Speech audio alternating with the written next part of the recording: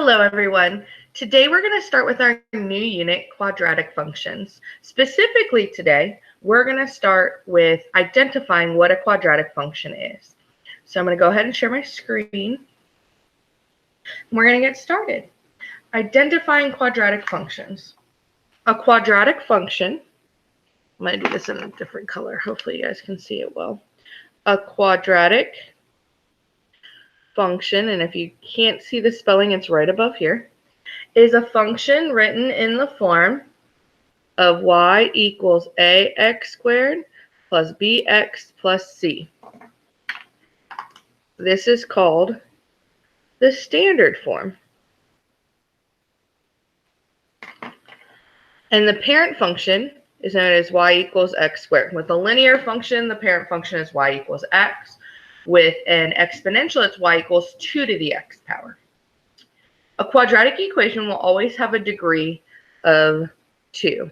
That's that little exponent. So remember, degree means exponent. So the exponent will at most be 2. In a table, the second differences are always constant. The first differences will not be constant. What does that mean? Well, let's look at this. So over here, this is going up by 1. We're okay. The x's don't really matter. We just need to make sure they're consistent. Now this went up by 1. This went up by 3. This went up by 5. This went up by 7. So looking at this right now, is it linear? Is this constant? No, it's not constant. But let's look at the second differences. This went up by 2. This went up by 2. This went up by 2. All of these second differences are the same. So it is a quadratic function. Let's look at the next one. So we have up by 2, up by 2, up by 2, up by 2. This is -6, -2, +2, +6. Now again, let's look at the second differences. +4, -6 to -2 is add 4. Add 4 to get from -2 to 2. And you add 4 to get from 2 to 6. So these second differences are the same.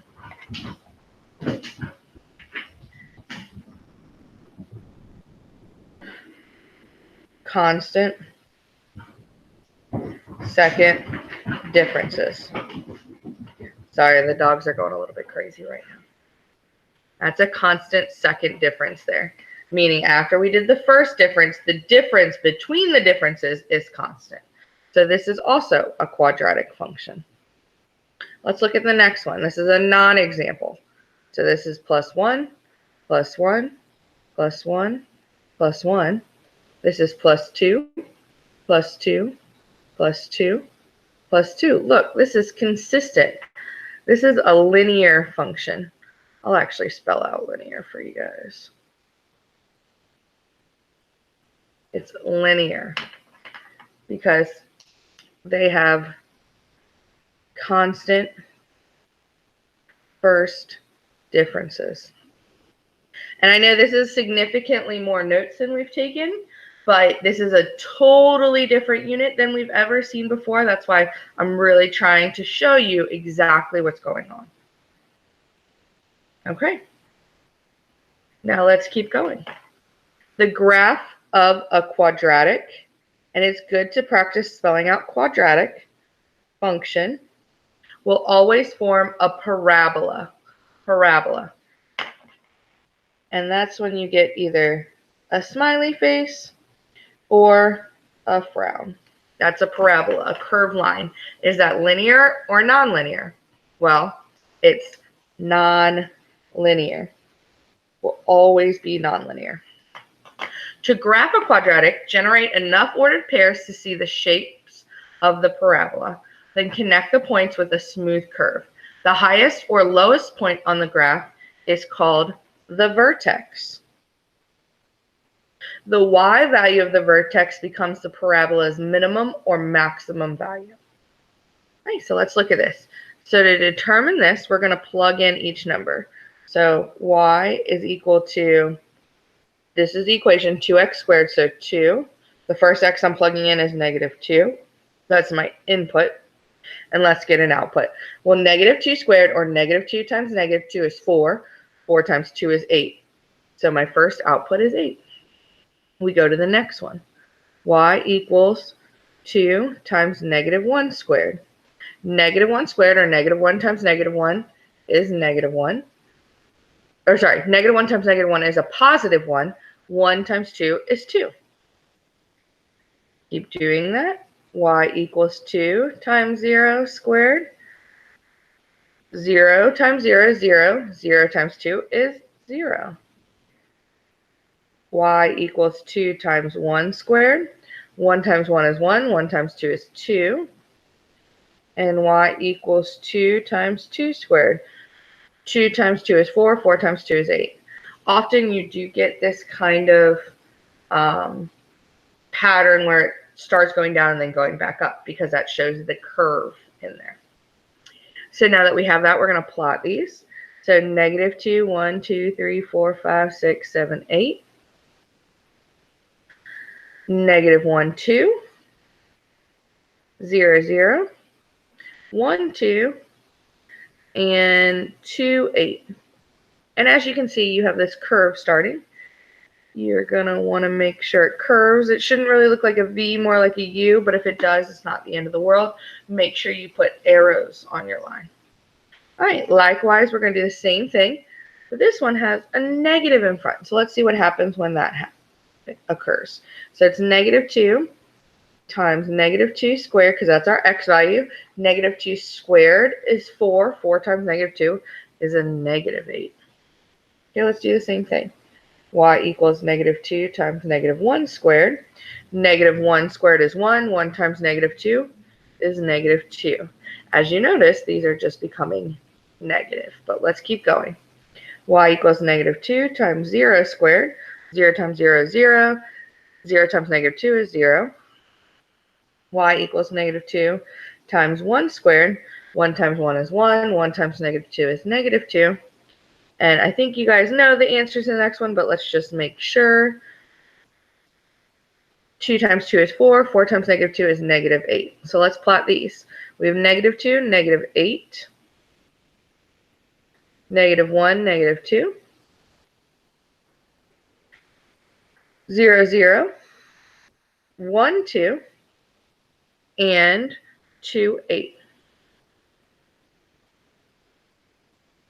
Now, what do you notice as a difference between these? What is the difference? Well, one's making a smiley face, we would say, or we call that concave up, and the other one's making a frowny face, or concave down. All right, so the domain. Remember, domain is all the x values. So this is the x values, and range is the y values. So all the x values, well, this arrow goes to the left forever, and this arrow goes to the right forever. So it's all real numbers. Remember, we can write that as all real numbers with that double-lined R there. That is fine. Now the range. The lowest we can go is 0, and the highest we can go is infinity. So we can either say that y is greater than or equal to 0, or we go from 0 to infinity. I'm okay if you write it either way, because it does include 0 and then up. Now the vertex, that turning point, and I'm going to put that up here. The vertex is also known as the turning point, where the graph turns, and that's going to be here at 0, 0. And does this graph have a maximum or a minimum? It has a minimum, a lowest point. On this side, the domain's still the same. This arrow goes to the left forever. This area goes to the right forever. So it's all real numbers. The range. Now this time it can't go greater than 0. It's 0 and everything less. So y is less than or equal to 0. Also known as going from -infinity to 0. You can write it either way. The vertex, that turning point is still at 0, 0 for this one. They're not always going to be. But this one is still 0, 0. And does this have a minimum or a maximum? Well, we have a maximum point, a top point. So this has a maximum. Now, if A is greater than 0, and A is, let me see, the coefficient before x squared or of x squared. What does that mean? See this equation up here? Ax squared. So it's whatever goes in front of x squared. So here, like the coefficient's 2. So 2 is greater than 0, or when A is greater than 0, the parabola will open upwards, and the y value of the vertex will be the minimum value of the function. We also say this opening upwards is concave up.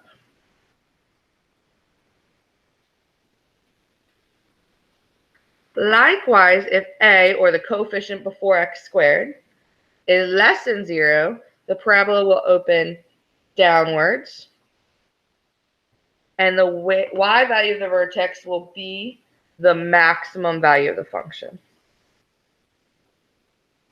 Downwards is called concave down, and that's the technical math term you're going to hear. Now, when A is greater than 0, that's when I go around here. If it is positive, it will smile.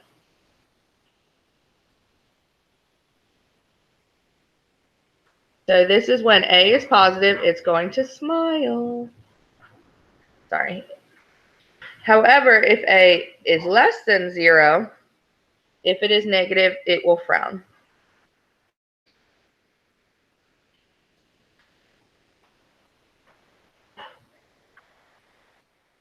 It'll go down.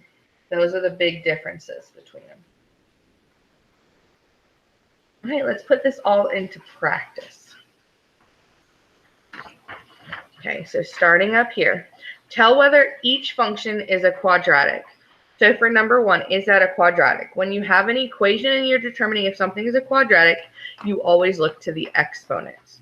Now you can solve for y first, which I always suggest doing. So let's solve for y. Y is right here and it has plus 4x, so we're going to subtract 4x from both sides. And we get y equals negative 4x minus 6. Now for this one, you could have solved this without that, but we should get in the habit of always solving for y. So here, is this a quadratic function? No. Because we're going to say the degree is 1, meaning the exponent above x, since nothing is there, is 1. Over here, let's solve for y first. So let's subtract 3x squared on both sides. We're going to try and get y by itself. And we get y equals negative 3x squared plus 4x minus 2. Now, why am I asking us to solve for y first? Is sometimes you're going to get the degree that we need to cancel out. So you always want to solve for y first, just in case. So is this a quadratic?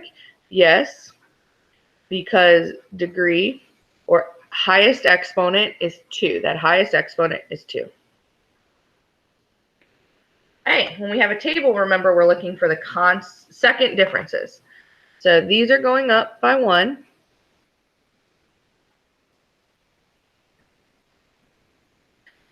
This is going down by 21, sorry. This is going down by 15. This is going down by 9. This is going down by 3. So let's look at these differences. This is plus 6, plus 6, plus 6. So is this a quadratic? Yes, because second differences are constant.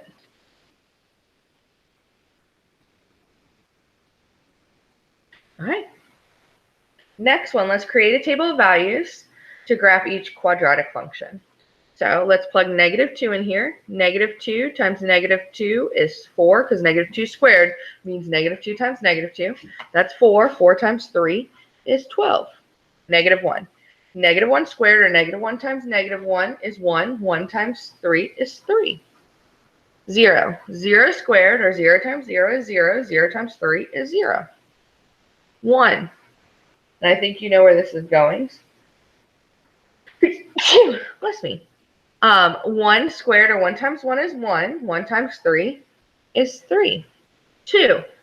2 squared, or 2 times 2 is 4. 4 times 3 is 12. Now let's graph this. So -2, 12. 1, 2, 3, 4, 6, 7, 8, 9, 10, 11, 12. -1, 3. 0, 0. 1, 3. And 2, 12.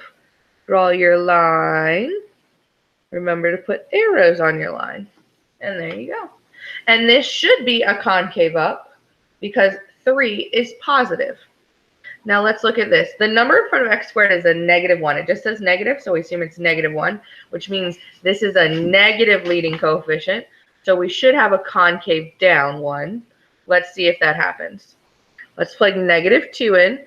So -2 squared is 4. And then this negative in front means to negate that. So if I were to put this in a calculator, exactly how I need to write it, I would have to write it as -2 squared plus 1. And I'll show you what this does in Desmos. So -2 squared is 4. Negate that, or -4 plus 1 is a -3. Now let me show you that that's what happens in Desmos.